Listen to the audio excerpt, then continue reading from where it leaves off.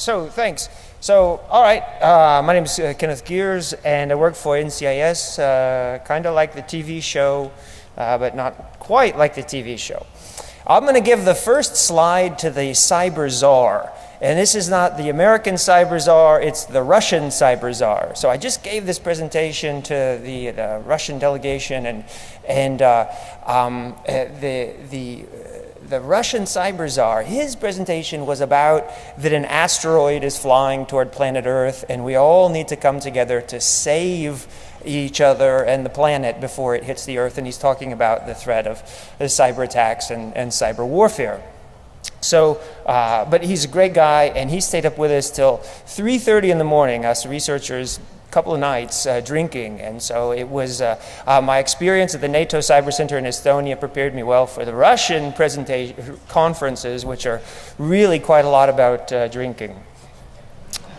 So I'm going to start in World War II and just talk, a little bit from the perspective of the boat. I think all of us are in the boat together, and that's what I told the Russians, and we're looking toward the future. Last year I took my kids to this beach, Omaha Beach, and you're sitting on the beach. It's beautiful and quiet, and it's kind of hard to imagine that not so long ago, really it was the scariest place on Earth, and it was sort of a pivot in history in which much turned. But this is a good place to start the presentation because you can see this superficial layer always has underneath it quite an important technical layer that we can't forget about. So this is the first, this is the ENIAC, the first electric computer, and it was built in early 1940s, and the hope was that it would calculate ballistic missile trajectories faster than a human could with pencil and paper. And it did. It worked very well, 300,000 times faster than a person with pencil and paper.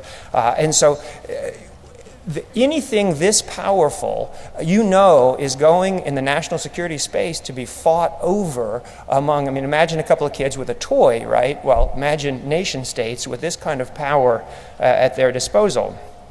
This is the Enigma machine, and you may also know about Project Ultra, which was the Allied effort to break the German codes so that we could see what the Germans' plans were during the war. Now, when Winston Churchill met the King of England after the war, he said, "It's due to Project Ultra that we won the war." And many analysts feel that the breaking of the German codes shortened the war by about 2 years. So a little bit on the history of weapons development. You're trying to go longer, faster, farther from a safe distance. But Charles Babbage in the 1800s, he said, look, there is going to be an information revolution that's going to change everything. This is on the bottom left, one of his mechanical computers. And then in the 1990s, we all get this power ourselves, at home, in our pocket. Now on your cell phone, of course, you've got more processing power than everyone had around the world during World War II.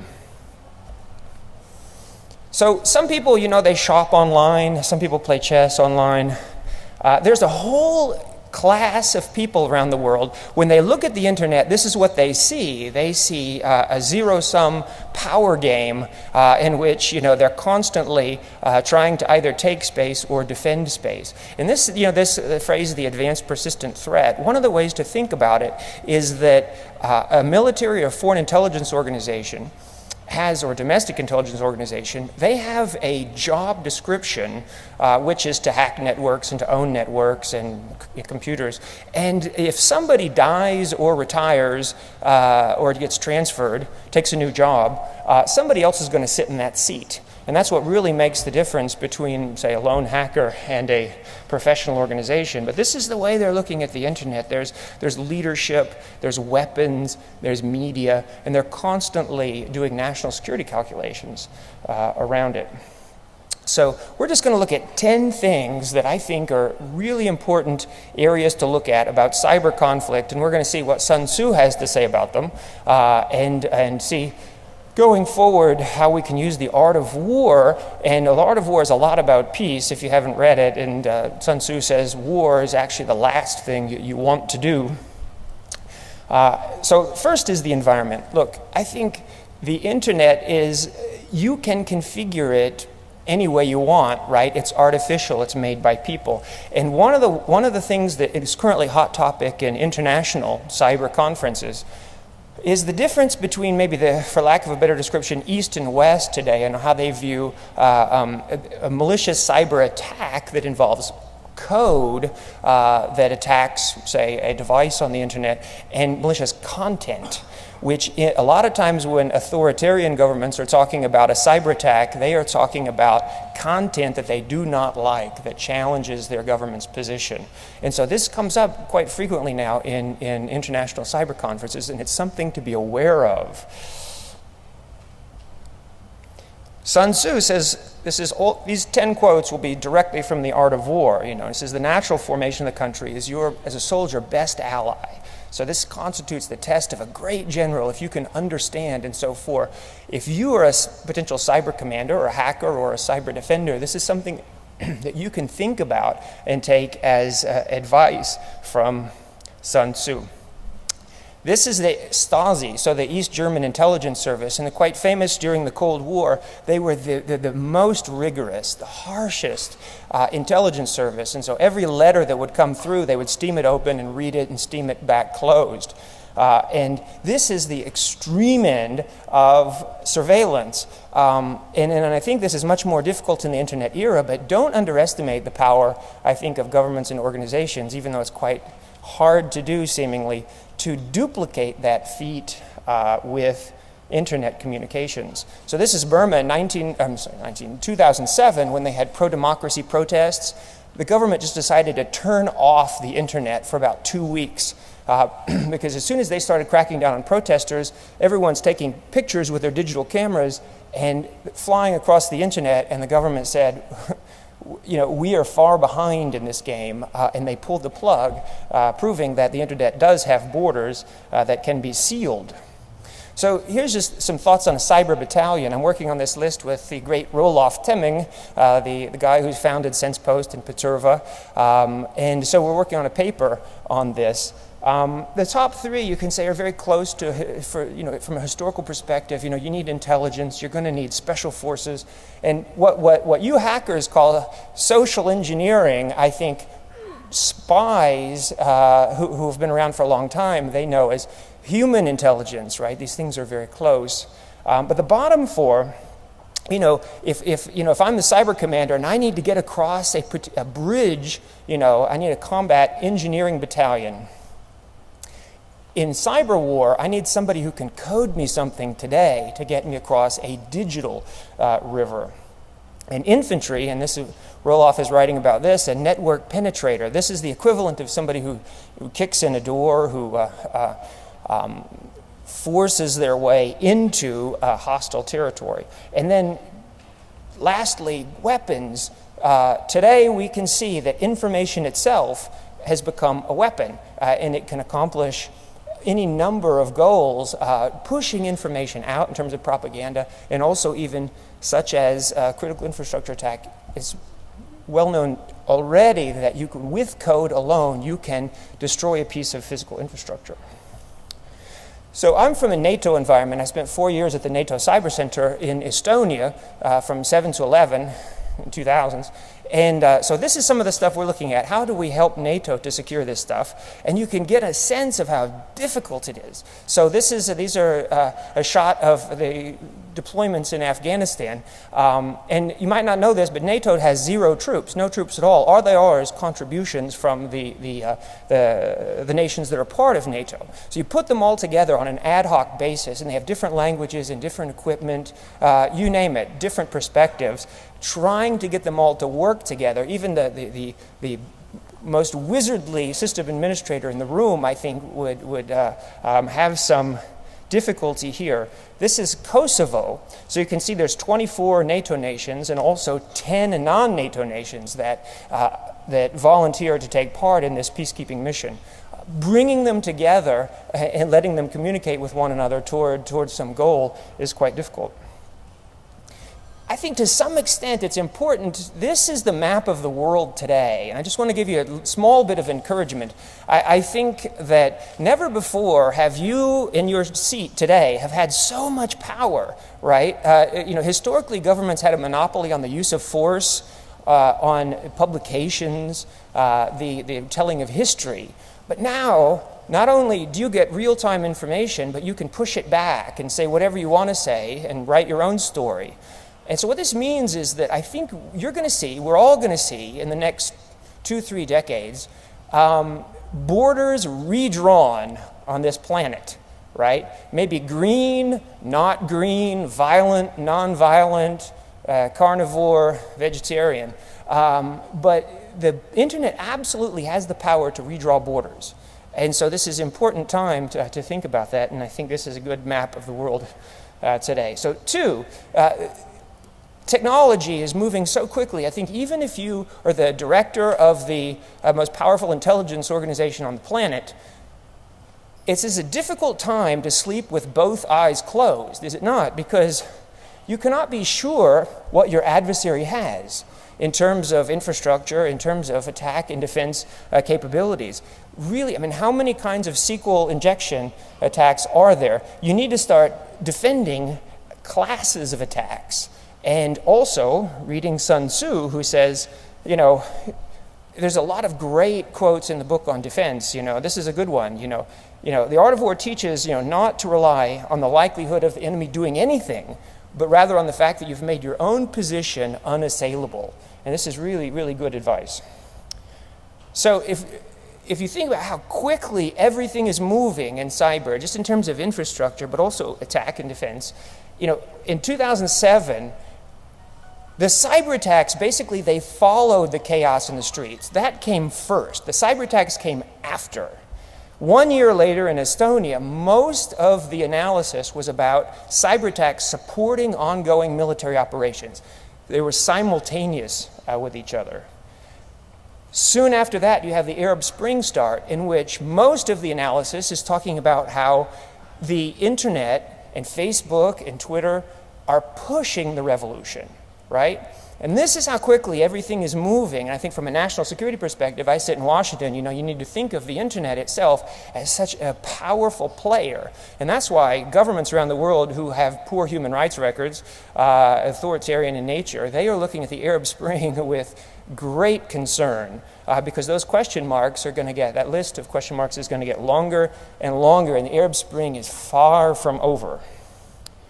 So 3, the proximity of adversaries, I think. Really, everyone is a neighbor in cyberspace, right? And so this gives extraordinary opportunities for attackers. This is a great time to be a cyber spy. Mostly about connectivity, and even closed networks are rarely truly closed, if ever, right? So there's always some kind of connectivity that can be exploited.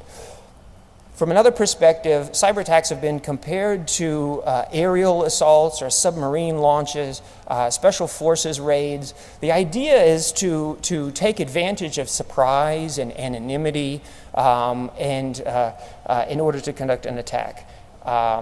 Seizing cyber ground, I think this is real interesting if you're thinking about traditional military doctrine. How do you take that hill and hold it?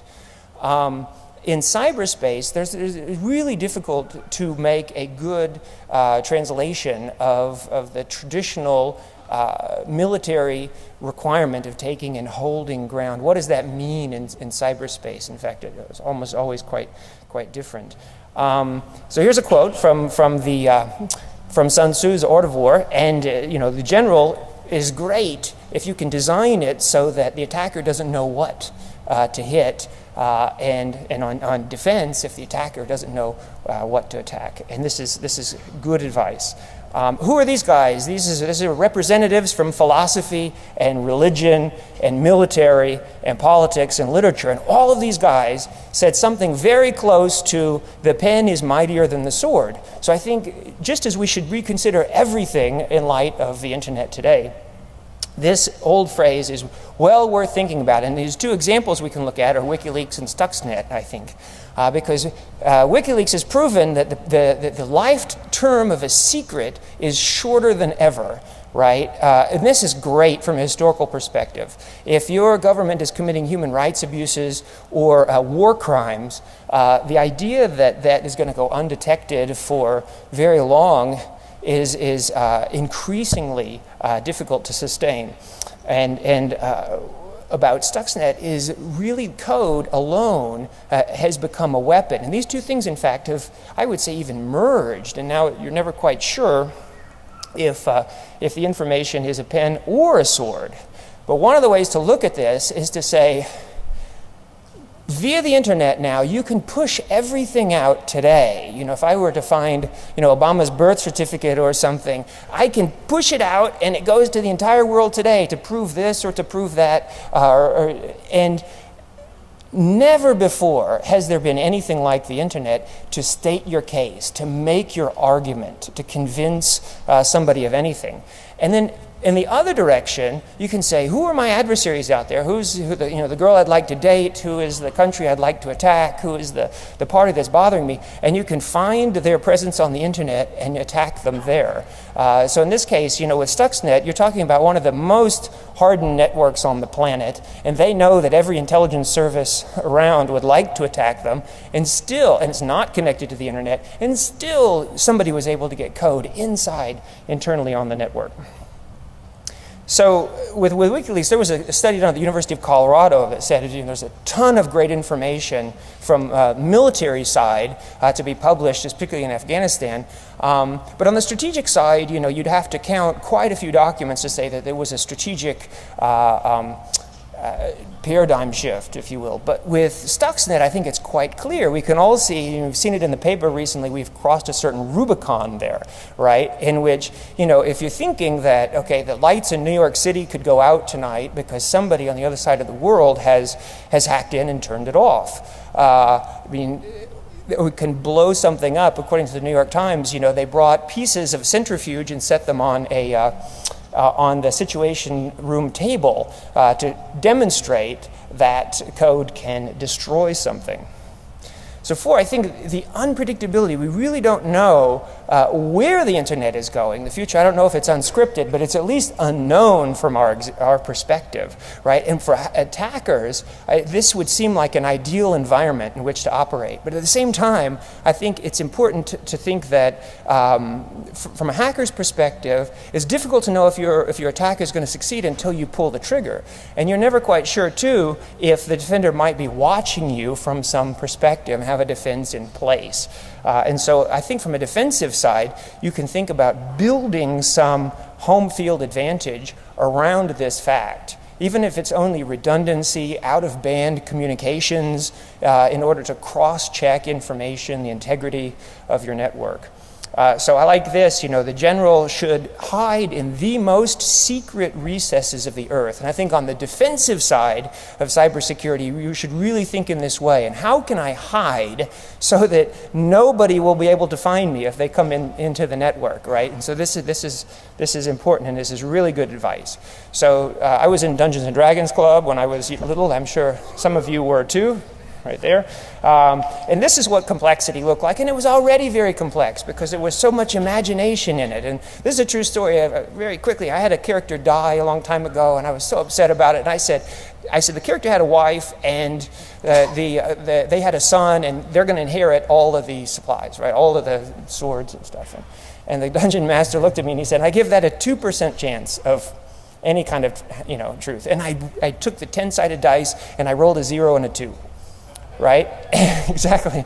But if you think about the complexity today, that first box of Dungeons & Dragons sold 1,000 copies. Today, there's 10 million users on World of Warcraft, and accounts on World of Warcraft are often more valuable than credit card information, right? Because you can sell that stuff for real money. And it's not just that. It's all of the stuff that's taking place underneath the hood, right? And one of the quotes that didn't make this 10 from Sun Tzu, he said, "I can tell you who's going to win a battle if you tell me the number of calculations each commander has undertaken before the battle has been fought."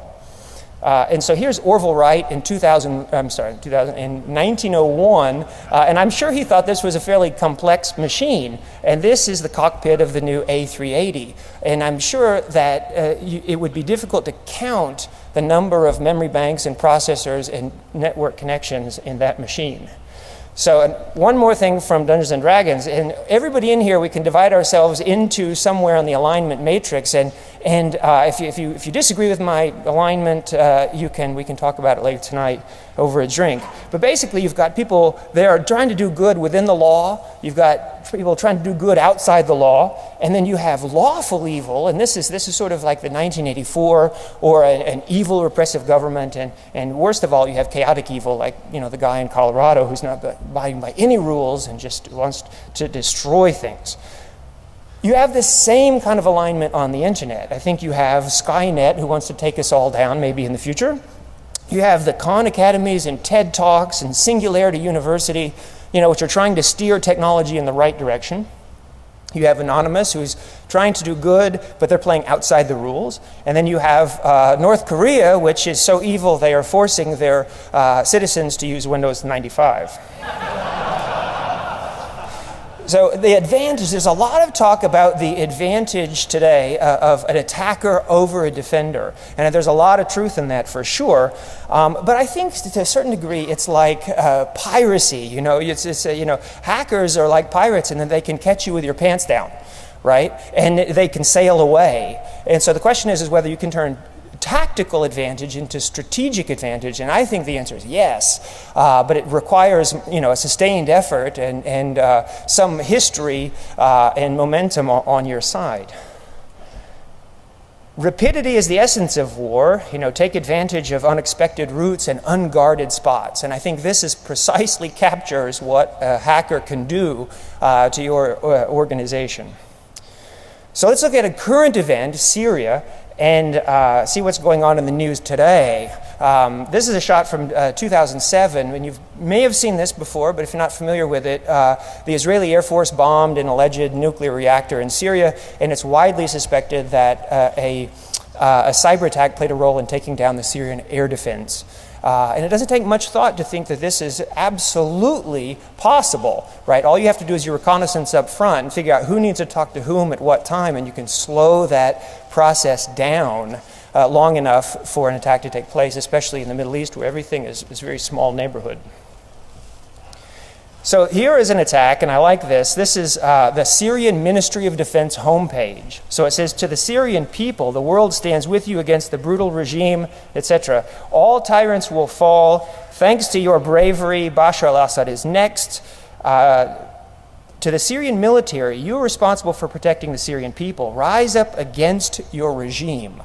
Right? This is amazing, right? This is the homepage of your own organization telling you to do something against your own government, and so this is amazing to think of the possibilities.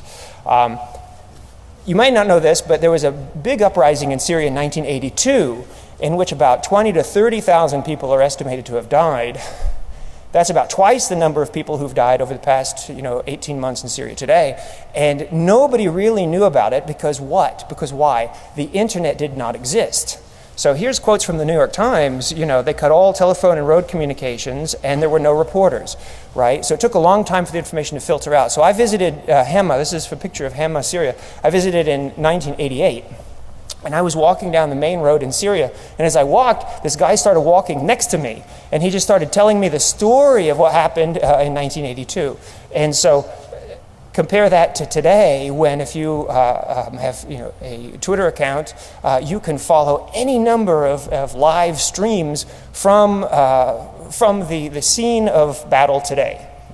Very different. And one way to look at it is that transparency encourages accountability, and accountability encourages responsibility on the part of governments. And the internet is going to play, and is already playing, a huge role in encouraging the responsibility of governments. And I realize this is not a great case study, but I think the internet is serving, hopefully, the people well. So Flexibility. There has never been anything more flexible than a cyber attack, right? It's best thought of as a means to an end, not an end in itself. But on the terms of espionage, I am absolutely sure. I mean, I'm on the defensive side, but if you're a spy today, I think this is the golden age to be a spy, because you can go out and pull down more information than you can ever read or think about. The destruction of Stuxnet. I think the most powerful thing, though, is just using the internet, the amplification power of the internet, the peer review power of the internet, the network perspective to put information out there. I mean, it's just like the quality of encryption, right? You can't have something proprietary. You have to throw it out there and let everybody attack it and make sure it's solid and good mathematics. From the perspective of the internet to push propaganda. So here Sun Tzu says, look, 5 ways of attacking with fire, and you can think about a cyber attack as well. You can hit the soldiers, you can hit their transportation, you can hit their food, you can hit their logistics, you can hit their family. You know, he would be impressed. Here is a case of the Chechen conflict with Russia in the 1990s. From the very beginning of the World Wide Web, they were pushing out propaganda, and then they were collecting money all over the world and then buying weapons inside the area of conflict. There's even publications based only on Chinese hacking and cyber espionage, and this is directly sort of feeding into this is not just in China but around the world. Militaries are collecting information so that when they go to war, they can actually shut systems down and to facilitate victory. Here's Cyberwar in Georgia. I think actually a better case study is even 1991, when the coalition, defeated a 1 million-man Iraqi army with very few casualties. I think that's when Russia and China looked, and said, we need to catch up with what the West is doing in terms of networking their forces. If you've seen this, we just had the 23rd anniversary of the Tiananmen Square massacre, and this is the Shanghai Stock Exchange. It opened at 2346.98, and you can see the numbers. But basically, the Shanghai Stock Exchange opened on the top number, and it closed that many points down, right? So even though it was based on millions and millions of trades during the day, and you couldn't possibly arrange this, somehow these numbers showed up to remind people in China of 1989. You probably saw this in the news today or yesterday, and the Iranian nuclear program is having more problems, and their computers are all going to max volume, and they're playing Thunderstruck by AC/DC. So a cyber attack is basically anything you want it to be. And let's go back to Dungeons and Dragons. I think it's the imagination, it's timing, it's creativity, but there is no one that is alike. They're like snowflakes. So attribution, this is huge, right? Because you can't prosecute, you can't deter, you can't retaliate if you don't know who is attacking you. And so the other thing about this is that the ease of entry onto the cyber battlefield means that the number of potential adversaries is much greater. So this actually has a compounding effect on figuring out who is attacking you is not easy. I do think, though, if in the event we ever do see a real cyber war, it will be clear who the attacker is, because one of the things that normal citizens don't think about is governments have a lot at their disposal. They have signals intelligence, they have human intelligence, they have money, they have embassies overseas, etc., in order to determine attribution. So this is a great quote from Sun Tzu. Wise general forages on the enemy, and 1 cartload of the enemy's is worth 20 of your own. And this is perfect for cyber, because essentially hackers are stealing the credentials of a insider, right? And so then they kind of become a virtual spy in the other camp. And I think this is really important for system administrators to look at it this way and to assume that they may have a cyber spy in their camp at any given time. I think for traditional spies, this attribution problem is not so surprising, because if you've seen this, this senior Palestinian figure that was assassinated in the Middle East about 6 months ago. You saw the team of assassins. They looked like a family from South Carolina out to play tennis. This guy in Bulgaria the other day who was the suicide bomber on the bus against the Israeli tourists, I mean, he had a Michigan driver's license. You know, he looked very nondescript, young backpacker. And so from a traditional standpoint, this issue is not new. Most wars around the world don't have 24/7 embedded reporters. You really, there's a lot going on in the world that is quite low on attribution. These guys are the Black Hand in Serbia. And before you think that non-state actors aren't that powerful, and they're even more powerful today, by the way, but this is in 1911, so they had played a critical role in pushing the world into World War I, in which many millions of people were killed. And also, by the way, there was a Black Hand 2.0 in 1999 when the NATO had the war over Kosovo. There was a hacker group that was attacking NATO during the conflict and actually had some tangible, modest but tangible successes in their hacking efforts.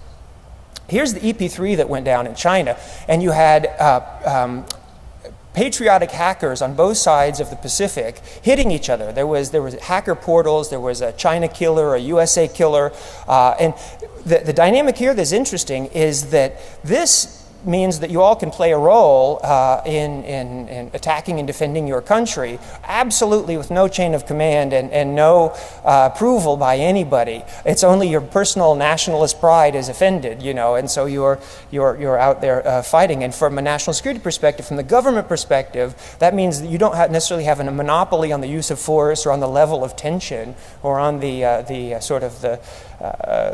range of diplomatic options, perhaps. So here's the soldier that was moved in Tallinn, and if you know this story, you know they wanted to move it out, and the cyber attacks came back at them from pro-Russian elements. And the issue here really is pride. You know, I mean, if you know anything about Russia and Russian history, you do not say anything bad about their role in World War II or offend them in this way. I mean, it's like you showing up and somebody's dancing with your spouse, you know, at an event. You know, you are not going to be happy. And so the Russians were very upset about this from their perspective, very legitimate reasons. And so the point is, though, is there's a lot of nation-state hacking that could go on that is well outside the sort of the purview of government, even within NATO. So you have the Greeks and the Turks. These are hacker groups. You know, in Belgium you have the Francophones and the Flemish. You know, and here you've got the Michigan and Ohio State. And there's no end to the divisions you can find in which you will probably find some level of hacking going on. Wherever there's tension in the real world, there's tension in cyberspace. If you haven't seen this, is very interesting. There's a lot between Iran and Russia and Israel in terms of conflict. And so you're starting to see people post their picture to the web and saying, hey, you know, I disagree with my government. I don't want war. I want peace. So you can see that Iranians will never bomb you. And look at this woman from Iran who fired back. You know, we don't want the bomb. We want democracy. We're your friends. And here is a couple that found love, and they're holding up their passports. From a national security perspective, again, you have to consider the power of people and non-state actors to contribute to the level of tension that they would otherwise probably like to control. Cyber wars can be very quiet, right? You could imagine maybe a decent-sized conflict taking place via the internet that nobody knows about except for the direct participants in the conflict, right? Because there's no smoking hole and there's nothing, you know, it's really geek versus geek here. And so the Pentagon is trying to establish some level of deterrence policy, and they're saying, you know, we could imagine attacking back in physical world for a cyber attack. Don't think we won't do it. But it's difficult. That's a difficult proportionality to work out. And when you're calculating sort of, especially the use of force, there's a lot of lawyers in the room, and they have to really think: is this a proportional response to the attack that we have received? And one final point on that: the private sector, I think, is probably absolutely not ready to deal with a foreign intelligence service attacking their network. And so, if you think that these two countries might go to war, and so they need to start undermining their electrical grids or their water systems, This is an interesting point, and of course it's in the paper today as well. How much should the government require of the private sector in terms of computer security? And it's a good question. So, divine art of subtlety and secrecy, we learn to be invisible, inaudible, and hold the enemy's fate in our hands. This is really good. So, I could offer you something here. I was at the NATO Cyber Center for 4 years, and next year I'm going to play maybe a lead analyst role as well in the 2013 cyber defense exercise that they're going to run out of Estonia. And 5 years ago, this was a couple of guys and beer. And it has grown enormously. Now it's going to be the 5th iteration next year. Last year they had 350 people working on this, and you can see the level of detail. This is built by the Swedish equivalent of DARPA here. They put together a whole sort of model. All these tables, there's I think 12 factories there. And the engineers in Sweden were quite sure that these, in terms of hardware and software, are quite realistic. These are electricity plants. And what we did was we ran a test, and we said, okay, these are terrorist hackers targeting these plants. So this is getting bigger and bigger every year. Last year they had 350 people, and so it should grow. So contact me if you might be interested in participating in 2013 cyber defense exercise. So Al Jazeera, The Economist, and Popular Mechanics all very recently have had drone-specific reporting, talking about the evolution. You know, now the military has robots that can swim, slither, fly, hop, and they're also being given some level of autonomy to make decisions on their own. And you know that it's only a matter of time before, you know, lethal weapons with sort of autonomous thinking and decision making are here. And if you haven't seen Ghost in the Shell, watch it, because it's taking place in the year 2029, in which case you have a very powerful cyborg, you know, this elite force. But it's not just the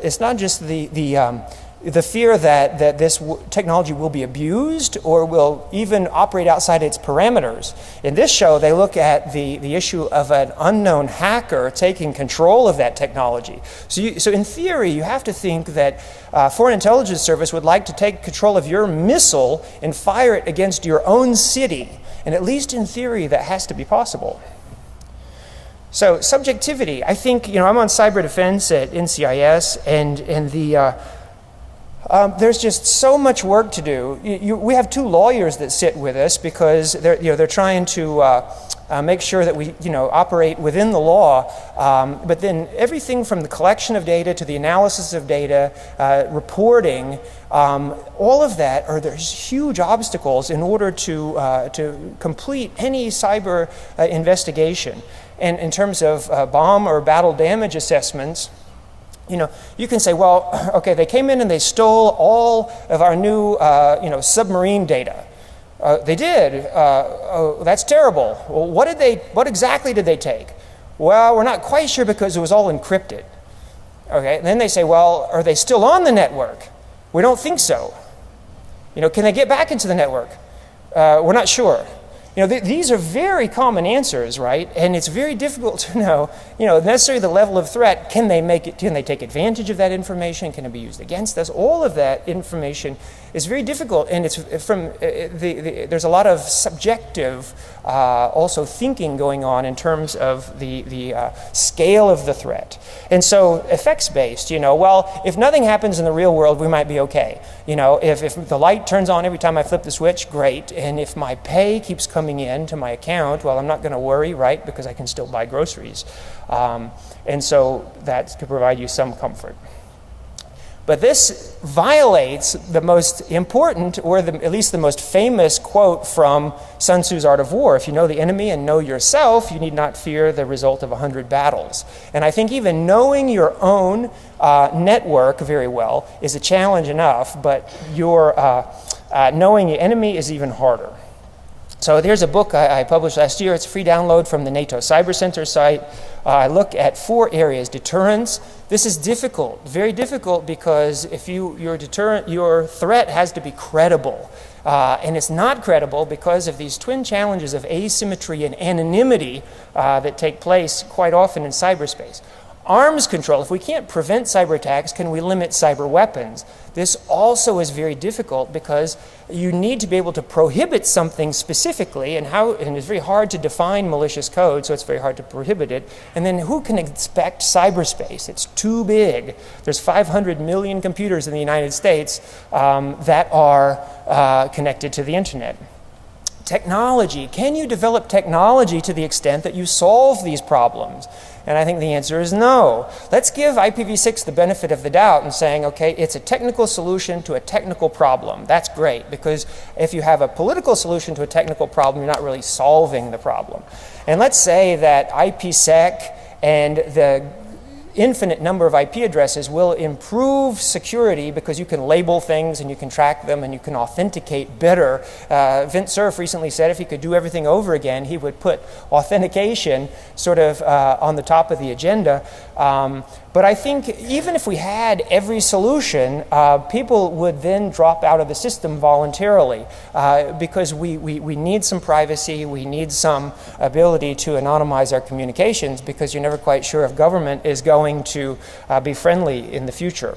Here's just one graphic from the book, but basically it shows that I looked at 9 areas, 5 problems and 4 solutions, and I colored them by influence and by hue here. And you can see that anonymity, I think, is the dominant factor in the system.